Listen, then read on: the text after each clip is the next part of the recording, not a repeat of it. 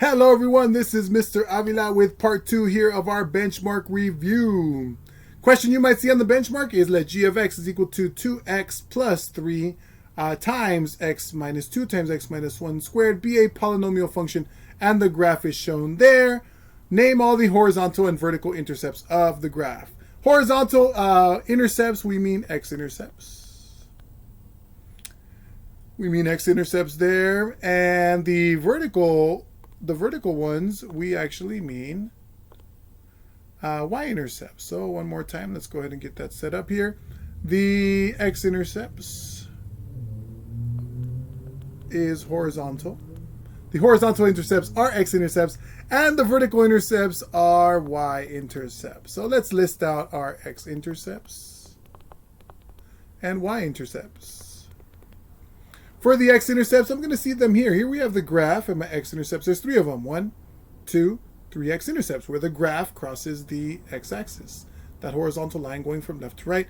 They're also known as horizontal intercepts.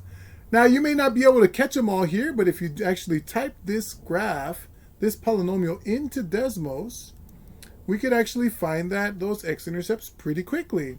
So you type the graph into Desmos, and then you click on the x-intercepts. Here we have an x-intercept right at 2.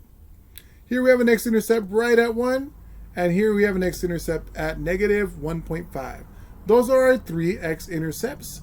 And we look at our y-intercept, which happens to be just down here.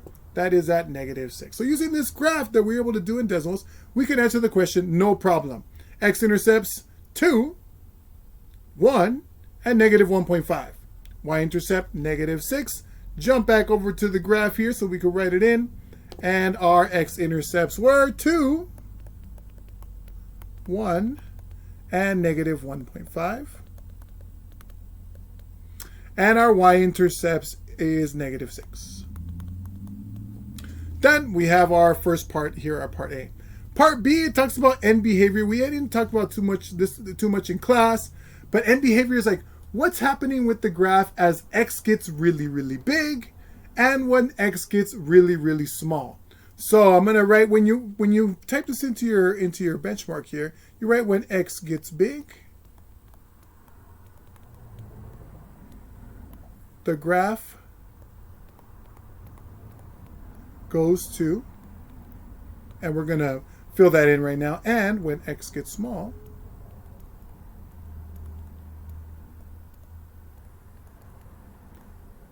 the graph goes to, and I'm sorry, I'm a little short on space there.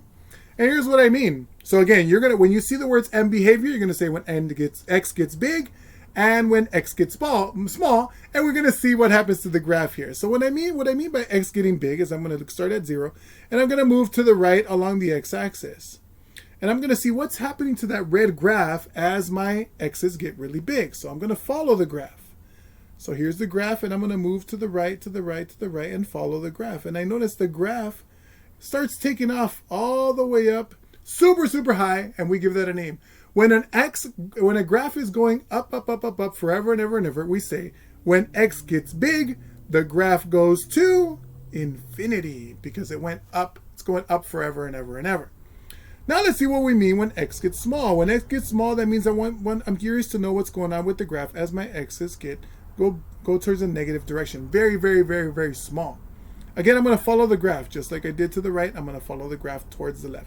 So I follow the graph, follow the graph, follow the graph, and I notice here that the graph is taking off again, up, up, up, up, up, up, up, up, up, towards positive infinity. So when x gets small, the graph goes to positive infinity both sides. Now, is it always going to be true that they're both going to be positive infinity? No, let's take a look at some other examples.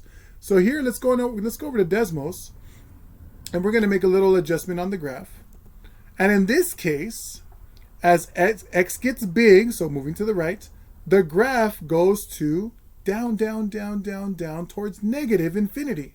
That would be the end behavior as x gets big. In this case, when x gets small, again, we're going to follow the graph as x gets smaller. So x gets smaller means to the left. And I notice that the graph goes down, down, down, down, down, down, down, down, down, towards negative infinity. So in this case, both as x gets big, the graph goes to negative infinity, and when x gets small, the graph goes to negative infinity as well. Are they always the same? No. Here's another different polynomial, a little different than what we've done.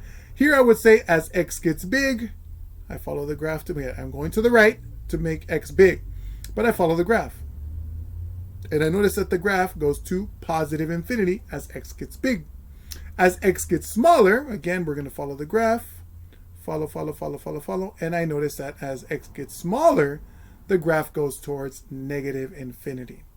Great thing about having a video is that you could always watch the video again if ever you need some extra help. So one more time, let's take a look at what our answer was here. For the end behavior, as x gets big in this example, the graph goes to positive infinity, and when x gets small, the graph also goes to positive infinity. Thanks for watching, everybody. We'll get ready for the next part. Hopefully you were able to understand what we were doing here. If not, ask some questions. Bye.